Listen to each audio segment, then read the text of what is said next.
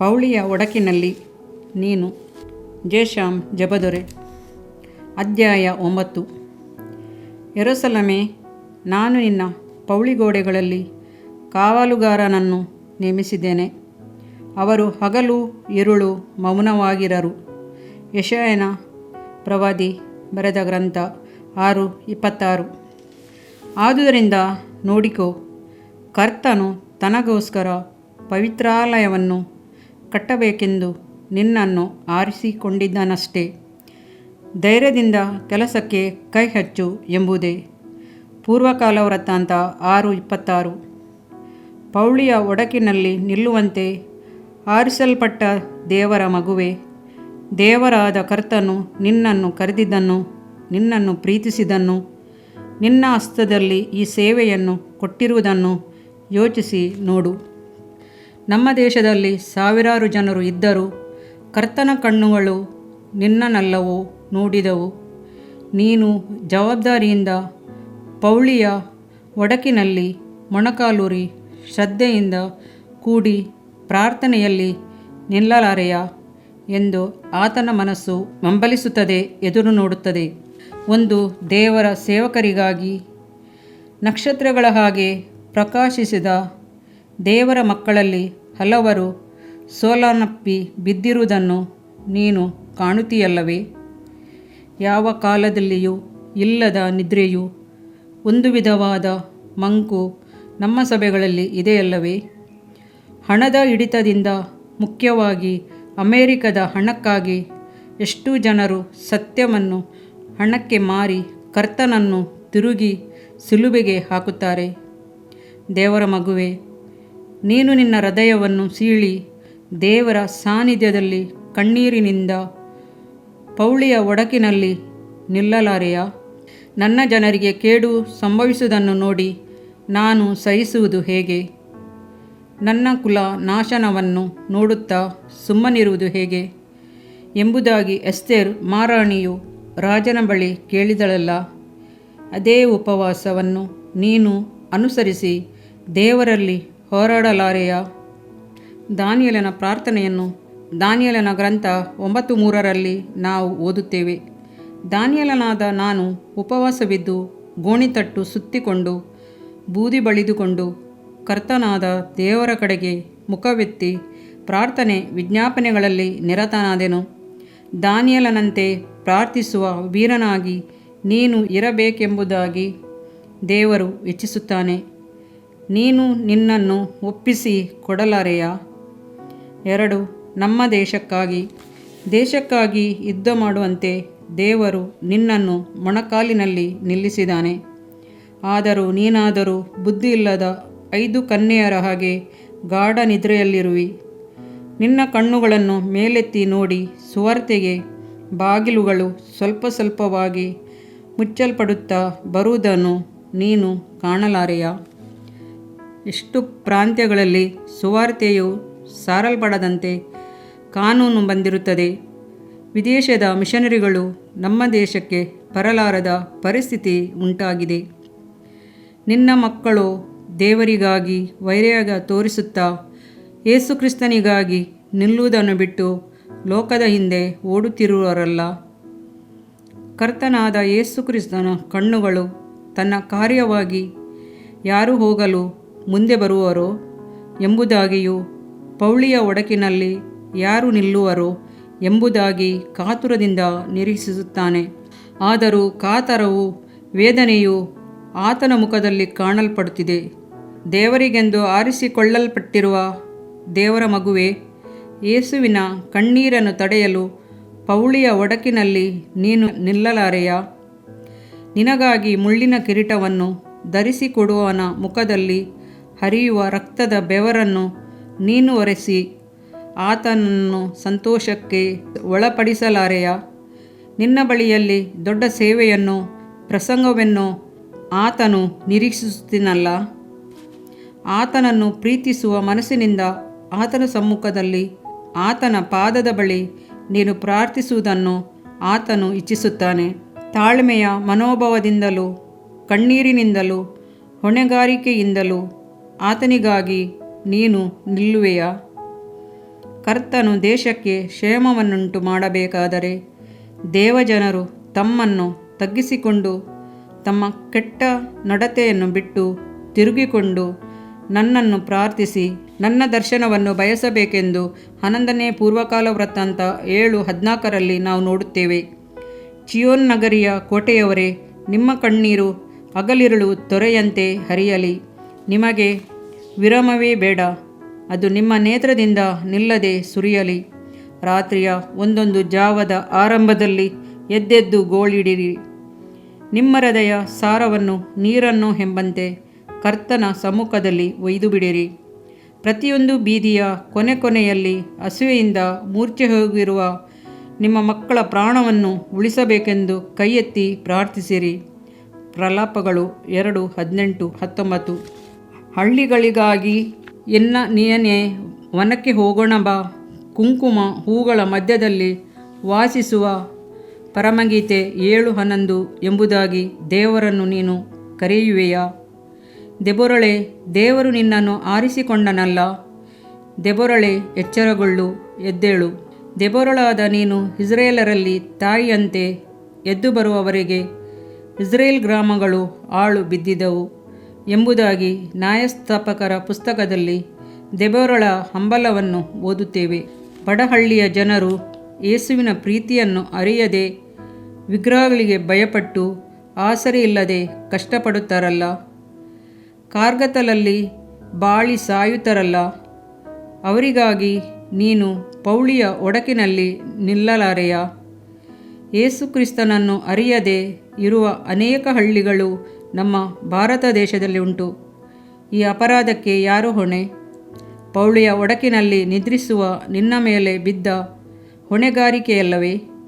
ಯೆರೆಮೀಯನೆಂಬ ಪ್ರವಾದಿಯಲ್ಲಿದ್ದ ಮನೋಭಾವವು ನಮಗೂ ಉಂಟಾಗಲಿ. ಅಯ್ಯೋ, ನನ್ನ ಶಿರಸ್ಸು ಜಲಮಯವಾಗಿಯೂ ನನ್ನ ನೇತ್ರಗಳು ಕಣ್ಣೀರಿನ ಬುಗ್ಗೆಯಾಗಿಯೂ ಇದ್ದರೆ ಎಷ್ಟೋ ಲೇಸು. ನನ್ನಲ್ಲಿ ಹತರಾದವರ ನಿಮಿತ್ತ ಹಗಲಿರುಳು ಆಳಬೇಕಲ್ಲವೇ? 4 ಆತ್ಮಗಳಿಗಾಗಿ ನಮ್ಮ ಮೇಲೆ ಆತನು ಇಟ್ಟಿರುವ ಹೊಣೆಗಾರಿಕೆ ಮತ್ತು ಜವಾಬ್ದಾರಿಕೆಯು ದೊಡ್ಡದು. ನಮ್ಮ ಹೋರಾಟವು ನಮ್ಮ ಶತ್ರುವಾದ ಸೈತಾನನ ಬಾಯಿಯಲ್ಲಿ ಸಿಕ್ಕಿಬಿದ್ದಿರುವ ಆತ್ಮಗಳನ್ನು ಬಿಡುಗಡೆ ಮಾಡುವುದೇ ಆಗಿದೆ. ನಮ್ಮ ವಿರೋಧಿಯಾಗಿರುವ ಸೈತಾನನನು ಗರ್ಜಿಸುವ ಸಿಂಹದೋಪಾದಿಯಲ್ಲಿ ಯಾರನ್ನು ನುಂಗಲಿ ಎಂದು ಹುಡುಕುತ್ತಾ ತಿರುಗುತ್ತಾನೆ. 1 ಪೇತ್ರ 5:8. ನಾವು ಹೋರಾಡುವುದು ಮನುಷ್ಯ ಮಾತ್ರದವರ ಸಂಗಡವಲ್ಲ, ರಾಜತ್ವಗಳ ಮೇಲೆಯೂ ಈ ಅಂಧಕಾರದ ಲೋಕಾಧಿಪತಿಗಳ ಮೇಲೆಯೂ ಆಕಾಶಮಂಡಲದಲ್ಲಿರುವ ದುರಾತ್ಮಗಳ ಸೇನೆಯ ಮೇಲೆಯೂ ನಾವು ಹೋರಾಡುವವರಾಗಿಯೂ ಇದ್ದೇವೆ. ಆದರೆ ಬರುವುದಕ್ಕಿರುವ ಇವೆಲ್ಲಗಳಿಂದ ತಪ್ಪಿಸಿಕೊಳ್ಳುವುದಕ್ಕೂ ಮನುಷ್ಯಕುಮಾರನ ಮುಂದೆ ನಿಂತುಕೊಳ್ಳುವುದಕ್ಕೂ ನೀವು ಪೂರ್ಣ ಶಕ್ತರಾಗುವಂತೆ ಎಲ್ಲ ಕಾಲದಲ್ಲಿಯೂ ದೇವರಿಗೆ ವಿಜ್ಞಾಪನೆ ಮಾಡಿಕೊಳ್ಳುತ್ತಾ ಎಚ್ಚರವಾಗಿರಿ ಅಂದನು.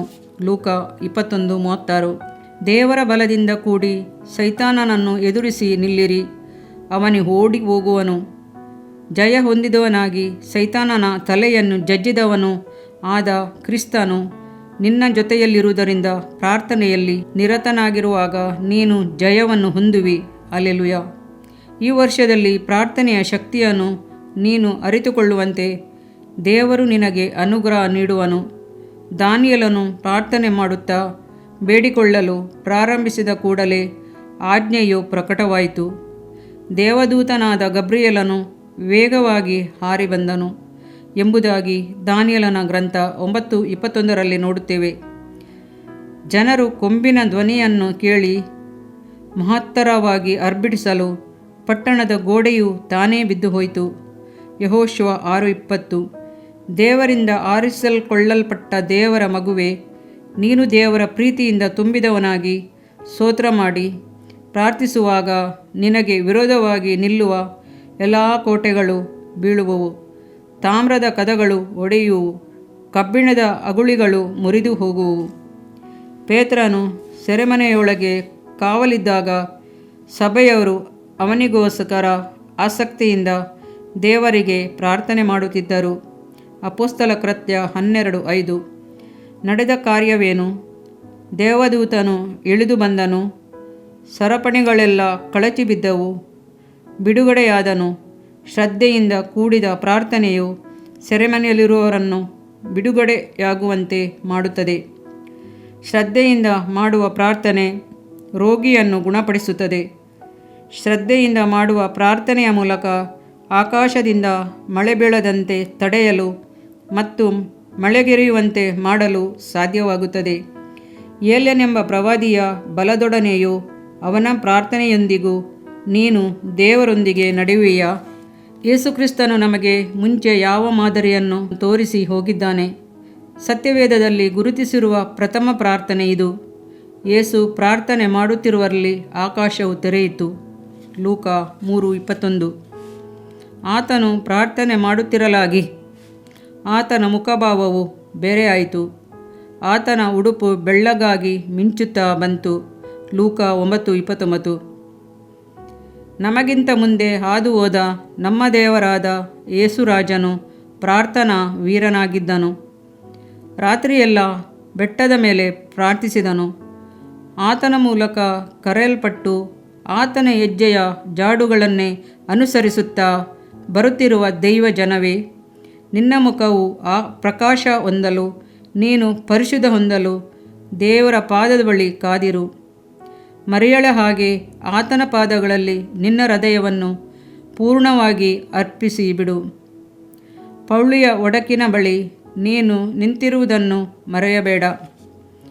ಯೇಸುರಾಜನೇ, ಜೇಡಿಮಣ್ಣಿನಿಂದ ನಮ್ಮನ್ನು ಸೃಷ್ಟಿಸಿ ನಿತ್ಯ ಜೀವವನ್ನು ನಮಗೆ ಅನುಗ್ರಹಿಸಿ ನಮ್ಮನ್ನು ರಾಜರನ್ನಾಗಿಯೂ ಯಾಜಕರನ್ನಾಗಿಯೂ ಅಭಿಷೇಕಿಸಿದವನೇ, ನಿನ್ನ ಪಾದಗಳ ಬಳಿ ತಾಳ್ಮೆಯಿಂದ ಕಾದಿರುವಂಥ ಪ್ರಾರ್ಥನಾ ಆತ್ಮವನ್ನು ನಮಗೆ ಒದಗಿಸಯ್ಯ.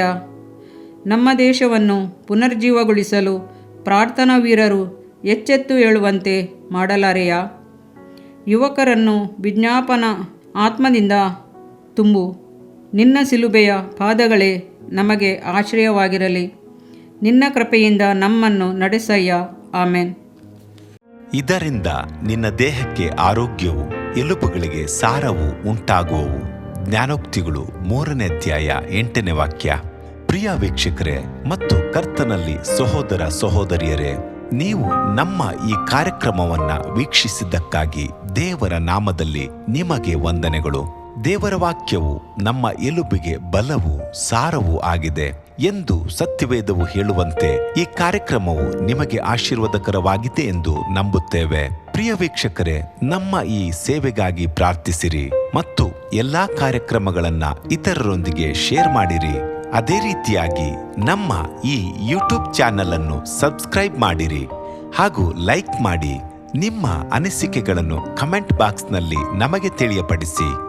ನಮ್ಮ ಸಂಖ್ಯೆ 7022104605.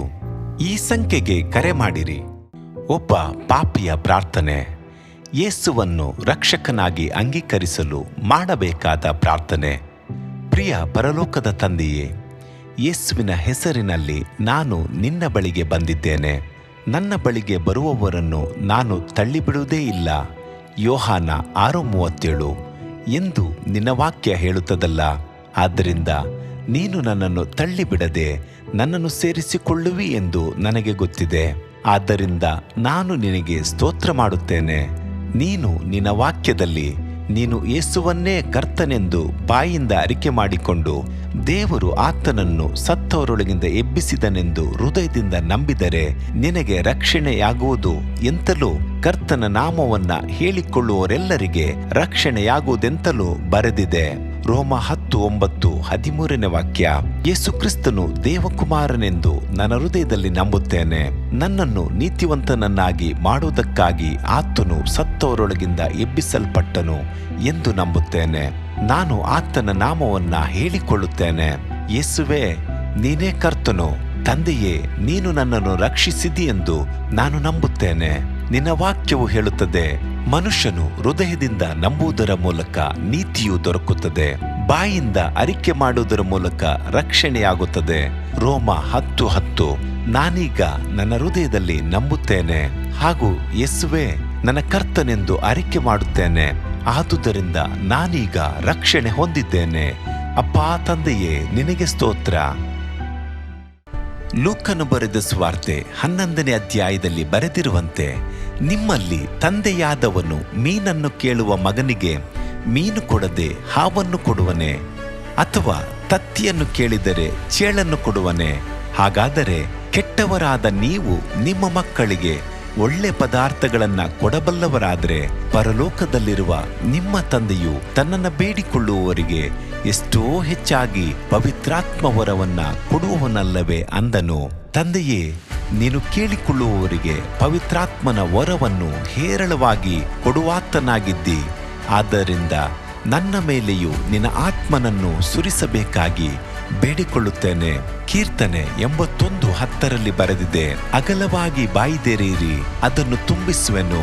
ಕರ್ತನೇ, ನನ್ನನ್ನು ಪವಿತ್ರಾತ್ಮನಿಂದ ತುಂಬಿದಂತ ನೀನು ನನ್ನನ್ನು ಅನ್ಯ ಭಾಷೆಯ ವರದಿಂದಲೂ ತುಂಬುವವನಾಗಿದ್ದಿ ಎಂದು ನಂಬುತ್ತೇನೆ. ಅದರಂತೆ ನಾನು ನನ್ನ ಬಾಯಿಯನ್ನು ತೆರೆದು ನಿನ್ನ ಸ್ತೋತ್ರ ಮಾಡುವಾಗ ಅನ್ಯ ಭಾಷೆಯ ಅಭಿಷೇಕದಿಂದ ನನ್ನನ್ನು ತುಂಬುವವನಾಗಿದ್ದಿ ಎಂದು ನಂಬುತ್ತೇನೆ. ಈಗ ನೀವು ನಿಮ್ಮ ಬಾಯಿಯನ್ನು ತೆರೆದು ಮಾತನಾಡುವಾಗ ಪವಿತ್ರಾತ್ಮನು ನಿಮ್ಮ ಬಾಯಿಯನ್ನು ತನ್ನ ಭಾಷೆಯಿಂದ ತುಂಬುವವನಾಗಿದ್ದಾನೆ. ಇದು ದೇವರ ಭಾಷೆಯಾಗಿದೆ. ಈ ಅಭಿಷೇಕವನ್ನ ಹೊಂದಿಕೊಳ್ಳಲು ನೀವು ನಿಮ್ಮ ಸ್ವರವನ್ನ ಉಪಯೋಗಿಸಬೇಕು. ಅದರಿಂದ ನೀವು ನಿಮ್ಮ ಬಾಯನ್ನು ತೆರೆದು ದೇವರಿಗೆ ಸ್ತೋತ್ರ ಮಾಡುವಾಗ ದೇವರು ನಿಮ್ಮನ್ನು ಅನ್ಯ ಭಾಷೆಯ ವರದಿಂದ ತುಂಬುವವನಾಗಿದ್ದಾನೆ.